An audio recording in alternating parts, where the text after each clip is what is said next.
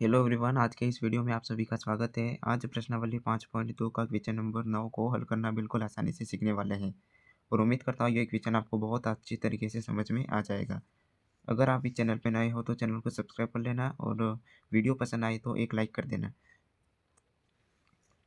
तो शुरू करते हैं क्वेश्चन नंबर 9। सबसे पहले लिख देंगे हल और क्वेश्चन दे रखा है हमारे पास कि यदि किसी समांतर श्रेणी के तीसरे और 9वें पद क्रमशः 4 और -8 हो तो कौन सा पद शून्य होगा।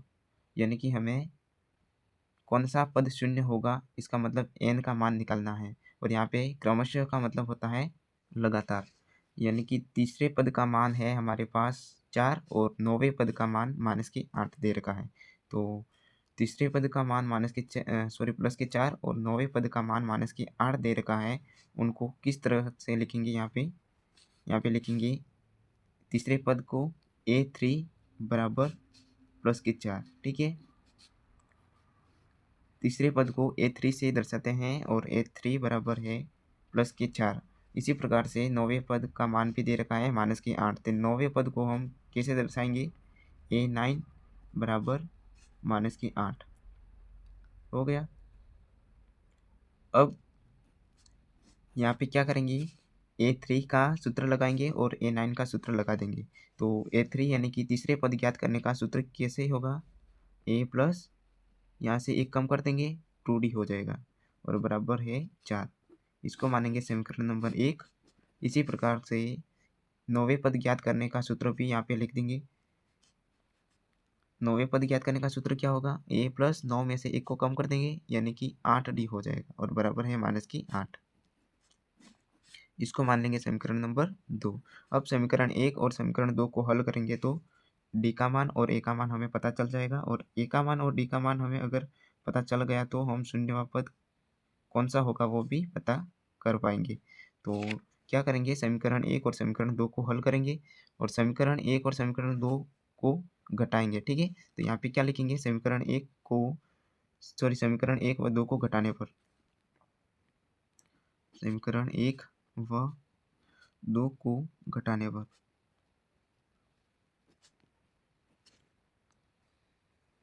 तो यहाँ पे क्या करेंगे, समीकरण 1 में से समीकरण 2 को घटा देंगे या किसी भी समीकरण में, यानी कि समीकरण 2 को समीकरण 1 में से भी घटा सकते हैं और 1 में 2 को भी घटा सकते हैं। तो यहाँ पे समीकरण 1 को समीकरण 2 में घटाएंगे, प्लस के 2d बराबर 4।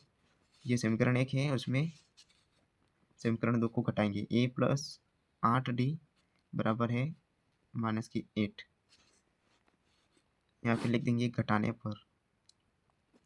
घटाएंगे तो क्या होगा, इनका जो चिन्ह है वो बदल जाएगा, यानी कि प्लस का a है वो माइनस का a हो जाएगा और प्लस का 8d है वो माइनस का 8d हो जाएगा और ये -8 है वो प्लस का 8 होगा।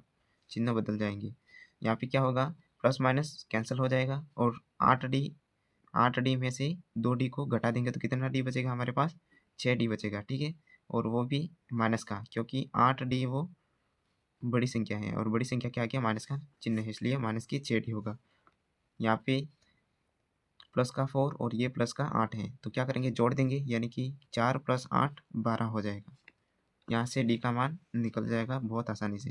तो d बराबर क्या होगा, 12 और इंटू में तो सामने जाके बट्टे में हो जाएगा और ये माइनस है। ठीक है, तो 6 कम 6 6 दूनी 12, यानी कि d का मान हमारे पास क्या मिला, -2।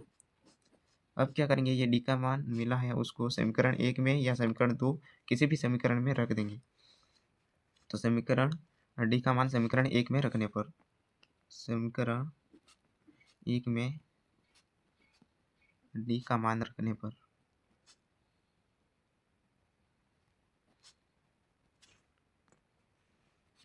तो d का मान समीकरण 1 में पुट करते हैं। यहाँ पे समीकरण 1 है a प्लस 2d बराबर 4।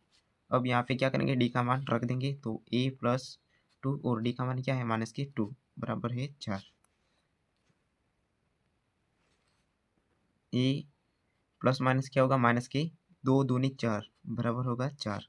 a का मान निकालना है तो a बराबर 4 और 4 के साथ में जो -4 है उसको बराबर की दूसरी तरफ भेज देंगे, यानी कि -4 है वो इधर आएगा तो प्लस का 4 हो जाएगा और a का मान मिल जाएगा हमारे पास प्लस की 8। ठीक है, अब a का मान और d का मान मिल चुका है तो कौन सा पद शून्य होगा वो भी हम पता कर पाएंगे। तो यहाँ पे क्या लिखेंगे, माना nवां पद शून्य होगा। ठीक है, कौन सा पद शून्य होगा वो हमें मालूम नहीं है, तो क्या करेंगे, मान लेंगे हम कि nवां पद शून्य होगा। तो यहाँ पे लिखेंगे कि माना समांतर श्रेणी AP में nवां पद शून्य होगा, शून्य होगा। और nवें पद को कैसे दर्शाएंगे, an से। ठीक है, an से nवें पद को दर्शाएंगे। अगर यहाँ पे 10वां पद हो तो a 10 से दर्शाते, 12वां पद हो तो a 12 से दर्शाते, 15वां पद होता तो a 15 से दर्शाते। लेकिन यहाँ पे क्या है, nवां पद, यानी कि a n से दर्शाएंगे। और इसमें क्या करना है, n का मान निकालना है हमें। ठीक है, तो nवें पद शून्य होगा, यानी कि a n बराबर क्या होगा, शून्य होगा, a n बराबर शून्य। ठीक है, ये पूछ रहा है सवाल में। तो यहाँ पे क्या करेंगे, nवें पद ज्ञात करने के सूत्र को पुट कर देंगे। तो nवें पद ज्ञात करने का सूत्र क्या होगा, a plus n minus 1 into D, और बराबर में है हमारे पास शून्य। अब यहाँ पे क्या करना है, n का मान a का मान और d का मान पुट कर देंगे, तो n का मान यहाँ से निकल जाएगा, और एक n का मान ही निकालना है हमें। तो क्या होगा, e का मान है हमारे पास प्लस के 8 और d का मान माइनस के 2 है। ठीक है, तो a का मान क्या है 8, और प्लस n का मान निकालना है, तो n माइनस 1 तो वैसा का वैसा ही रहेगा, और d का मान है माइनस के 2 और बराबर है 0। क्या होगा यहाँ पे 8, यहाँ पे प्लस। अब यहाँ पे देखना कि -2 का गुणा n से भी होगा, और -2 का गुणा -1 से भी हो जाएगा। तो माइनस का गुणा n से होगा तो क्या होगा, माइनस का 2n, और माइनस माइनस प्लस हो जाएगा, और 2 का गुणा 1 से करेंगे तो 2 होगा, और बराबर है हमारे पास 0। अब यहाँ पे क्या करेंगे, कोष्टक को हटा देंगे, तो होगा 8, ये प्लस माइनस माइनस हो जाएगा, और 2n यहाँ पे प्लस के 2, और बराबर होगा 0।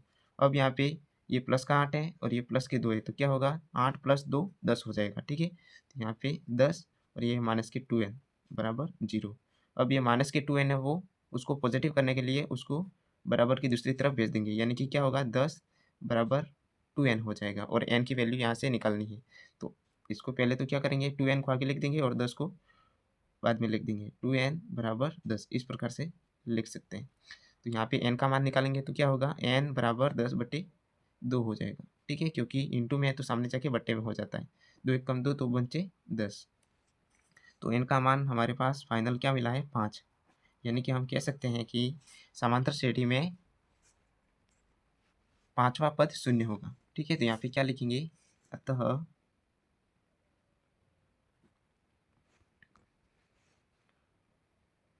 AP में 5वां पद शून्य होगा। ठीक है, मैं उम्मीद करता ये सवाल आपको बहुत अच्छे तरीके से समझ में आ गया होगा। अगर आप इस चैनल पे नए नए हो तो चैनल को सब्सक्राइब कर लेना, और वीडियो पसंद आए तो लाइक कर देना। ठीक है, और सब्सक्राइब करना ना भूलें, ताकि मैं अच्छे वीडियो लाता रहूँगा। ठीक है, तो मिलते हैं अगले वीडियो में, तब तक के लिए जय हिंद दोस्तों।